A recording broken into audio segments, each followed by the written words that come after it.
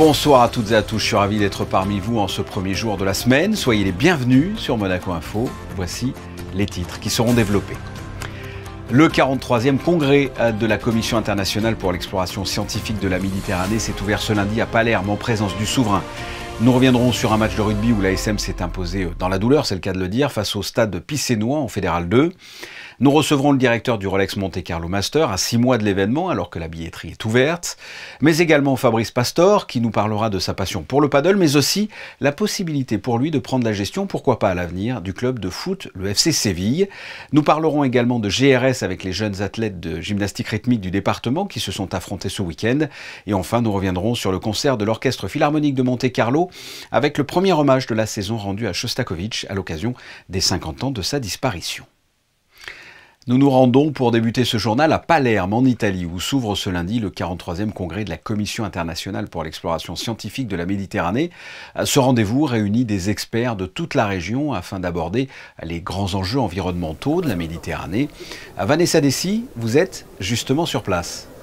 Et oui Fabien, le prince Albert II a débuté sa première journée ici à Palerme au Palazzo Steri, accueilli par le recteur de l'université. Il a ensuite participé à la première réunion de la SIESM. Après une brève présentation du Palazzo Steri, la réunion s'est ensuite poursuivie dans l'après-midi. Nous reviendrons bien évidemment en détail dans notre prochaine édition sur la cérémonie d'ouverture et les différents enjeux de la Commission internationale pour l'exploration scientifique de la Méditerranée. À découvrir donc mardi 19h. La princesse Charlène de son côté était ce matin au collège Charles III où vous le voyez, elle a participé à la sélection d'un maillot de rugby dessiné par des élèves. C'est une opération de la Fondation Princesse Charlène en collaboration avec la Fédération monégasque de rugby et c'est le jeune Estevez Marques Alfonso de 4e qui a remporté le concours. Son maillot sera porté par les Impies pour le tournoi de rugby à 7 à Dubaï en décembre prochain. On reste dans le monde de l'Ovalie. L'ASM Rugby a reçu ce dimanche le stade Picénois dans le cadre de la 4e journée de Fédéral 2. Les Monégasques ont profité de ce choc face au 2e pour confirmer leur excellent début de saison dans une ambiance plus qu'électrique. Reportage de Gaëtan Lebrun et Hugo Comassa. Après un bon début de saison avec 2 victoires et une défaite, l'ASM Rugby a affirmé ses ambitions de monter ce week-end avec une victoire écrasante 44-10 face au 2e du championnat, le stade Picénois. Un match sous tension qui aura été parfaitement maîtrisé du début à la fin par les Monégasques malgré de nombreuses échauffourées et un bon nombre de cartons sortis par l'arbitre. Les Monégasques sont restés dans leur match et se sont servis de cette agressivité pour inscrire 5 essais et s'octroyer le point du bonus offensif. Mais je pense que c'était un autre match de début de la saison, le match de référence, parce qu'on a trouvé vraiment un gros état d'esprit et aussi on a cumulé les deux, à la fois état d'esprit, à la fois le jeu. À la fois beaucoup de combats, on l'a vu qu'il y avait beaucoup d'échauffourées sur le terrain et on a réussi à la fois maîtriser ça, à la fois être combattant, mais à la fois produire un bon rugby. Du coup, ça s'est retransmis sur le score qu'on a mis 44 points pour la première fois de cette saison avec bonus offensif contre une équipe qui est au tableau et qui joue dans le top 4 du championnat. Une 3e victoire en 4 matchs cette saison pour les Monégasques qui s'emparent de la première place du classement et peuvent croire plus que jamais à une montée en Fédéral 1. On attendait beaucoup de ce 2e bloc parce que le premier bloc, voilà, on veut dire qu'on n'a pas développé le jeu qu'on avait l'année dernière. Voilà, les ambitions qu'on veut, ce qu'on a noté ensemble.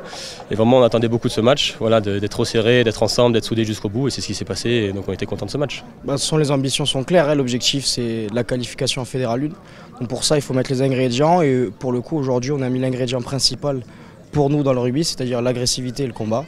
Donc pour ça, moi, je félicite tous les mecs. Et puis on verra le week-end prochain maintenant. Prochain choc pour l'ASM Rugby, samedi 19 octobre à 15h15 avec un déplacement au Servian-Bougeant Rugby, 4e au classement.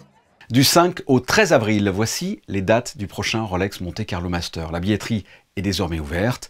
À 6 mois de l'événement, nous nous sommes dit qu'il serait intéressant de discuter avec le directeur du tournoi, David Massé. Bonsoir. Bonsoir.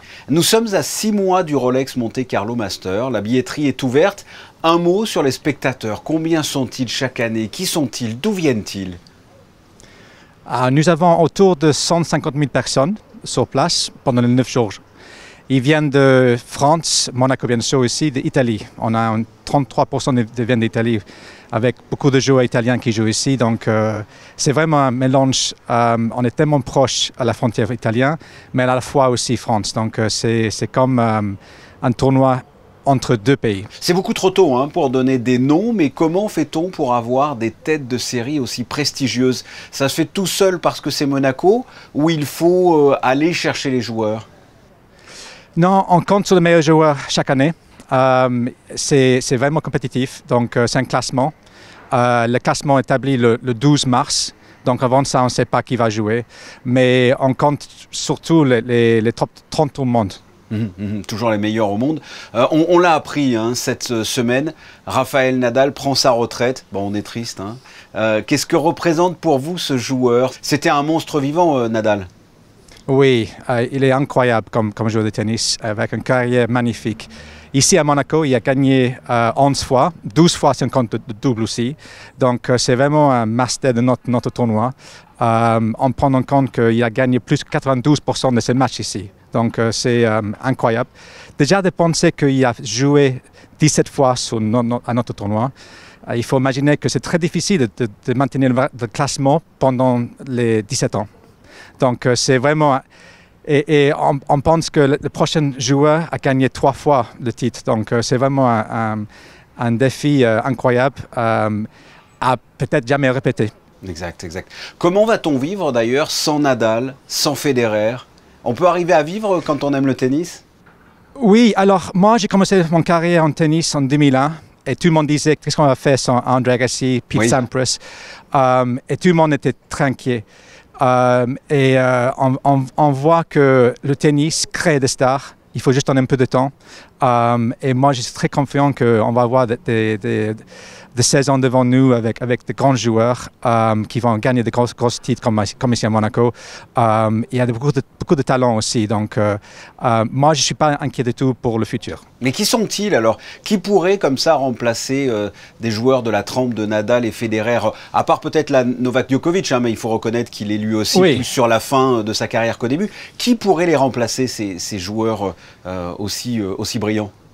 Well, on prend 2 exemples. On prend Carlos Alcaraz qui remplace dans un sens Nadal en Espagne. Donc c'est un joueur déjà qui a réussi à avoir numéro 1 au monde, qui a gagné plusieurs grands slams. Et après, numéro 1 au monde maintenant, c'est Jannik Sinner. Donc il est italien et qui pour nous, juste à côté, c'est magnifique. C'est bien, oui, effectivement, que ce soit un Italien.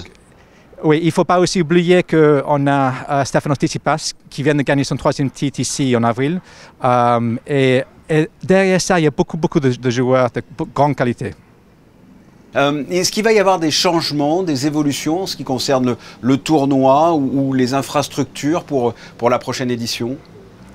On essaie toujours d'améliorer. Donc on a de grands projets en cours. Mais ça, on va annoncer ça en février en cours de notre conférence de presse. Ouais, on peut pas, c'est trop tôt pour en parler, c'est ça? Oui, un petit peu. On ne peut pas avoir le scoop. Donc pour finir, comment définiriez-vous le Rolex Monte Carlo Master? Quelle est l'âme de ce tournoi? L'âme de ce tournoi, c'est le plus ancien tournoi sur Terre partout. Donc il y a déjà le côté historique. C'est aussi le fait qu'on a ce cadre magnifique en planche sur la mer. C'est parmi le 9 Masters 1000, donc on va trouver le meilleur joueur au monde. Il y a tout ce mélange-là avec notre sponsor titre Rolex et beaucoup d'autres sponsors qui font un tournoi magnifique. On le rappelle, hein, la billetterie est ouverte pour le Rolex Monte Carlo Master qui se déroulera cette année du 5 au 13 avril. David Massé, merci d'avoir répondu à mes questions. Merci beaucoup. Et avant le Rolex Monte Carlo Master, sachez que pour la 4e année consécutive, le MCCC va accueillir l'Europe Junior Master Monte Carlo. Cette compétition réunit l'élite des jeunes joueurs et joueuses d'Europe avec les 8 meilleurs talents masculins et féminins des catégories moins de 14 et moins de 16 ans du tennis Europe Junior Tour. Le tournoi se tiendra du 23 au 26 octobre sur les légendaires cours en terre battue du Monte Carlo Country Club, avec à noter la participation de Lenny Petit qui représente la principauté de Monaco dans la catégorie des moins de 16 ans chez les garçons. Elles étaient 200 réunies à l'espace Saint-Antoine hier. Les jeunes athlètes de gymnastique rythmique du département ont livré leurs plus belles performances devant leur public et les nombreux juges. Il s'agissait de la toute première compétition de la discipline organisée à Monaco. Reportage de Sarine Carry sur des images de Marie-Ève B.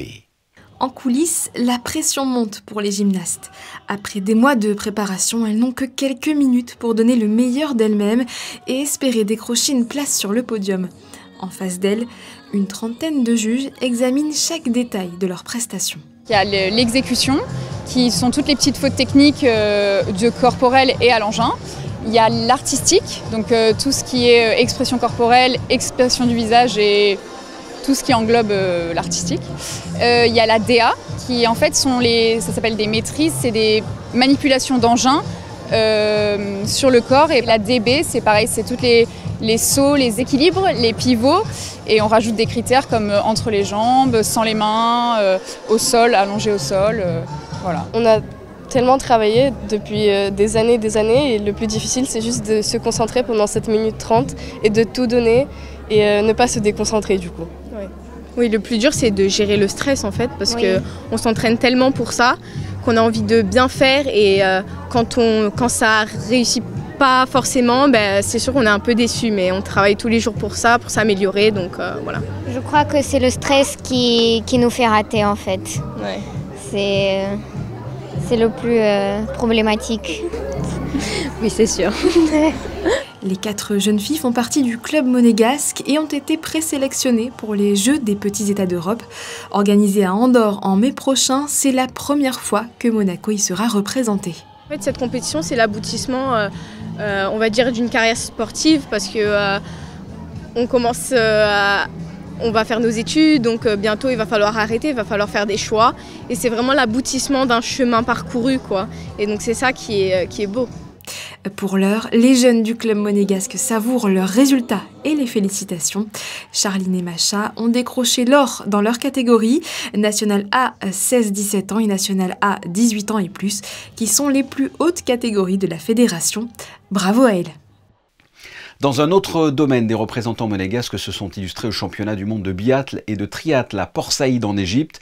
Ce sont 2 disciplines gérées par l'Union internationale de pentathlon moderne. Le biathlon étant une combinaison de course à pied et de nage, et le triathlon un combiné de course à pied, de tir au pistolet et de natation. Eh bien, ce sont au total 5 médailles de bronze qui ont été récoltées par les monégasques lors de ces championnats du monde dans diverses catégories, en individuel ou en relais mix. Et si nous parlions de paddle et de football avec notre prochain invité, il s'agit de Fabrice Pastor, le président de E1 Paddle, pourrait dans l'avenir reprendre le club de football andalou, le mythique FC Séville. On en parle de plus en plus, allons directement en Espagne pour vérifier l'info avec notre invité, Fabrice Pastor. Bonsoir. Bonsoir. On parle de vous en ce moment dans la presse pour, pourquoi pas, le rachat du FC Séville. Pour commencer, est-ce que c'est vrai et êtes-vous intéressé par le FC Séville et si oui, pourquoi ? C'est déjà la 2e ville la plus touristique d'Espagne. Elle a dépassé Barcelone. J'ai démarré un projet il y a quelques années et au jour d'aujourd'hui, il y a eu une demande de la population sévilliste pour que je rentre dans l'actionnariat du Séville Football Club. Donc, je suis rentré. Donc, je suis actionnaire déjà du Séville Football Club. Et puis, bon, évidemment, tout le monde me demande de prendre les rênes et de m'associer avec la majorité pour être président, chose que je ne peux pas être, évidemment, parce que je suis monégasque et fiscalement, j'habite pas en Espagne. Mais au moins pour la gestion et pour tout ce qui est le fonctionnement du club. Et où en sont les tractations, puisqu'il y a plusieurs groupes intéressés par ce club, il me semble. J'ai fait des conférences de presse, maintes conférences de presse en expliquant qu'il me faut 1 an. On est aujourd'hui avec A1 Padel qui me prend une grande partie de ma vie et de mon temps. Et j'ai dit il me faut encore 1 an, finir de créer le circuit mondial que vous connaissez tous. Mais il nous manque encore l'Asie, il nous manque l'Océanie. On est en train de préparer le Moyen-Orient pour l'année prochaine. Et j'ai pas de vie, donc c'est très très difficile d'ajouter un monstre comme le 4e club d'Espagne. Je le vois aujourd'hui impossible. Et pourquoi ce club andalou? Qu'est-ce que représente le FC Séville pour vous? Mais déjà, ils sont rouge et blanc comme nous à Monaco, donc c'est déjà un bon début. C'est ce que je vous disais, c'est un projet que j'ai ici dans la ville, avec la mairie, avec le gouvernement de l'Andalousie. Et c'est venu tout seul. C'est vrai que je vais toujours au Séville Football Club. Je suis maintenant actionnaire, mais bon, j'étais membre, j'étais adhérent. Et chaque fois que je venais ici, j'aimais aller au foot, donc ça vient un peu de là. Et qu'est-ce qui pourrait faire en sorte que vous puissiez prendre la gestion de ce club, ou à l'inverse, qu'est-ce qui pourrait contrer cette envie?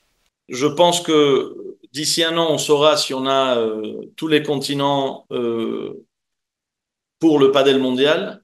Et à partir de ce moment-là, c'est là où, avec mes équipes, on prendra une décision ou une autre. Ça devient de plus en plus grand. Enfin, vous dire, je suppose que vous le savez, mais que le prince Albert II a mis sous son haut patronage le grand master de l'année prochaine à Monaco.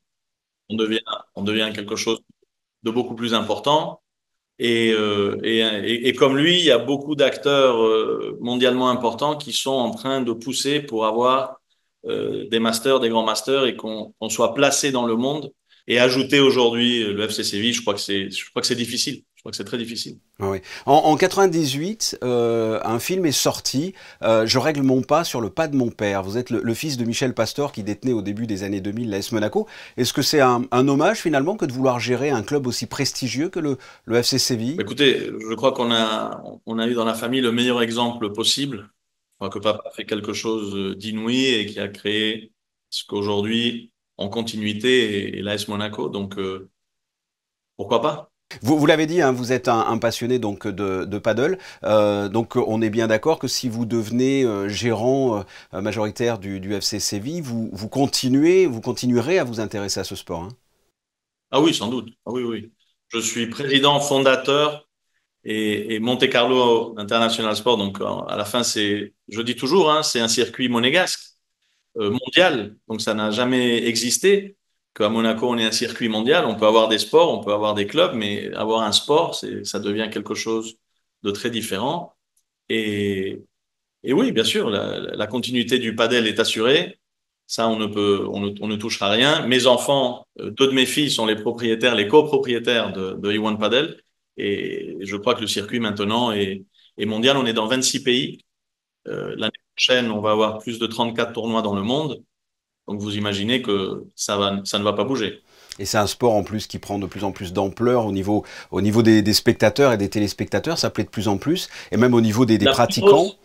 Oui. Excusez-moi de t'interrompre, hein, la plus grosse croissance dans l'histoire du sport. C'est impressionnant, socialement, parce que si vous aimez pas le sport ou vous n'êtes pas sportif, en une semaine, vous vous amusez en jouant au padel. Donc la croissance, elle est infinita. C'est vraiment quelque chose qui a...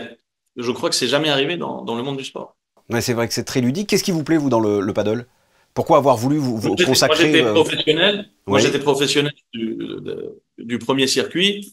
Évidemment, c'était beaucoup plus facile. Hein. On était très peu de joueurs, donc rien qu'en voyageant, on pouvait passer des premiers tours. Donc, c'était facile, on grattait des points. Mais ça vient de là, ça vient d'avoir été professionnel et d'avoir vécu le paddle passionnément en tant que forme de vie. Et maintenant, je voulais tout simplement donner une option au monde du padel. Et je crois qu'on a réussi. Et je crois qu'on est vraiment dans un streaming impressionnant. On est quand même dans 10 chaînes de télévision mondiale. On a vraiment un monstre audiovisuel qui nous permet d'être partout dans le monde et d'être suivis. Écoutez, le E1 Paddle et peut-être dans un an le FC Séville. Fabrice Pastor, merci d'avoir répondu à mes questions. Merci à vous. C'était très gentil de m'inviter. Passons à un concert de musique russe avec l'Orchestre Philharmonique de Monte Carlo dimanche dernier à l'Auditorium Régnier 3. Il s'agissait du premier concert dans le cadre de l'hommage à Shostakovich à l'occasion des 50 ans de sa disparition avec la symphonie numéro 9 sous la direction de Leo Kiokman et en invité le violoniste Daniel Lozakovitch pour un concerto de Prokofiev. Reportage de José Sacré et Hugo Comassa.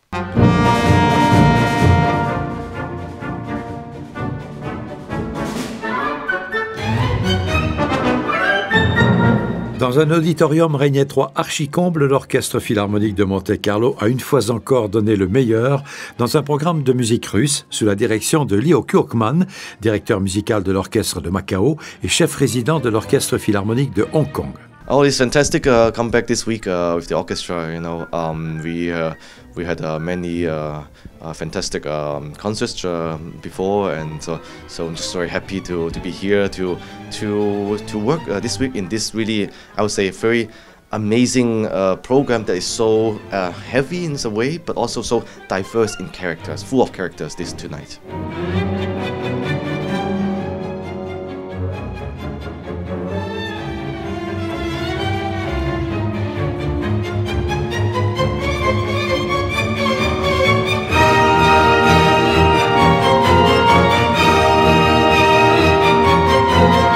This program is quite fascinating because we starting tonight with the Shostakovich Ninth Symphony, 1945, a piece that has so many message to kind of a celebration of ending of the war, but not really a celebration.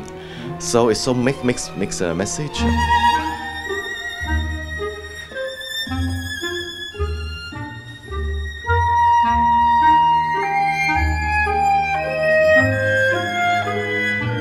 Au même programme, le concerto pour violon numéro 2 de Prokofiev avec en soliste Daniel Lozakovitch.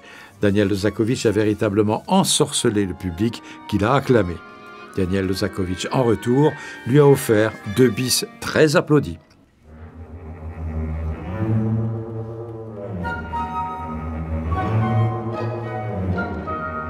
Dernière œuvre au programme, les tableaux d'une exposition de Mussorgsky dans l'orchestration de Maurice Ravel.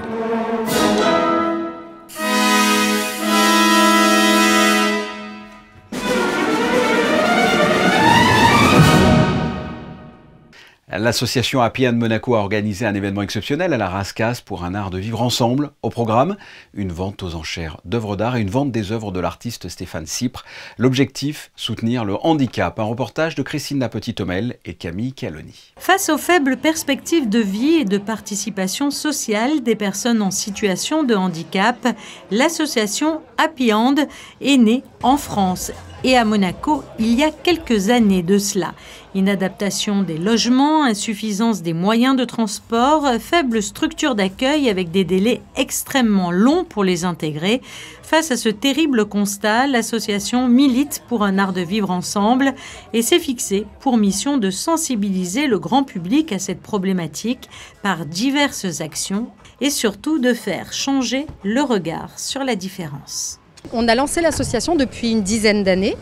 Nous faisons des sorties, des séjours, des ateliers, le plus inclusif possible chaque fois et le plus écologique parce qu'on a ces 2 axes, l'écologie et l'inclusion. Il y a beaucoup d'exclusion, beaucoup de stigmatisation du handicap. En fait, pourquoi je suis venue, c'est parce que j'ai moi-même ma fille en situation de handicap. Donc en fait, j'ai vraiment traversé toutes les embûches justement de la différence. Et ce que je trouve surtout, c'est que souvent la participation sociale est compliquée.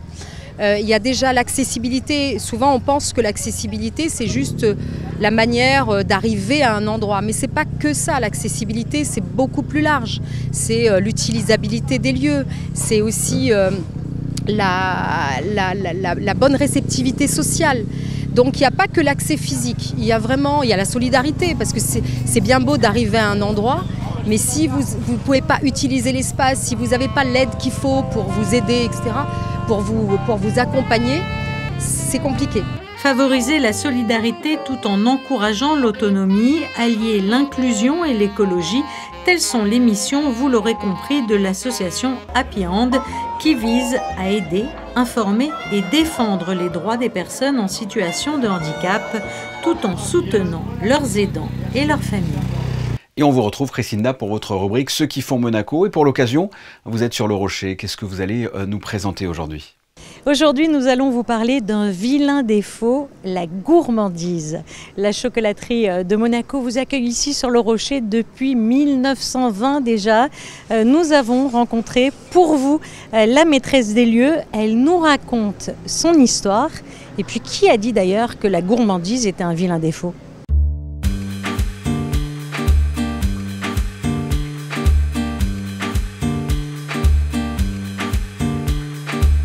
C'était créé par des chocolatiers il y a 105 ans. C'est 20 ans que nous sommes sur Monaco-Ville.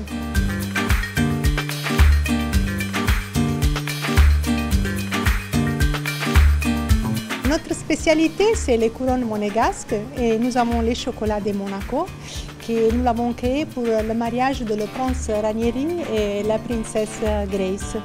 Alors ça, c'est le produit phare, c'est le produit qui est le plus demandé? Oui, c'est ça, oui. Et après, nous avons le coffret Mini Kelly, qui il est connu vraiment d'aperçu. Même les Japonais, quand il arrive, ils demandent le coffret de la princesse Kelly.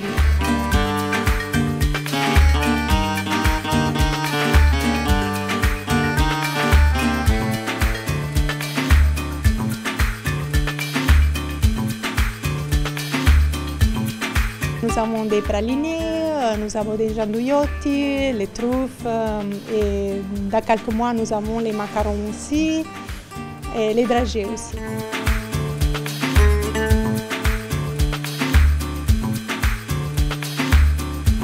Nous avons beaucoup d'entreprises et surtout sur la saison qui va d'arriver, nous travaillons vraiment beaucoup pour les cadeaux de fin d'année, pour les cadeaux de Noël. Ouais.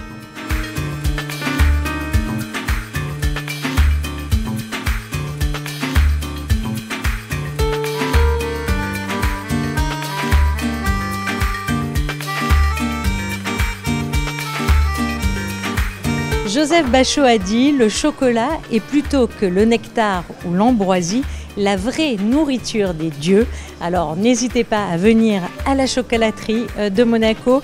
Elle est ouverte du lundi au samedi de 9h30 à 18h.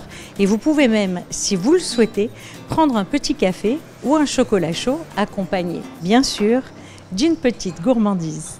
Avant de clore cette édition, le point sur vos prévisions météo avec Alban Jean-Jean. Bonsoir Alban, quelle est la tendance pour demain ?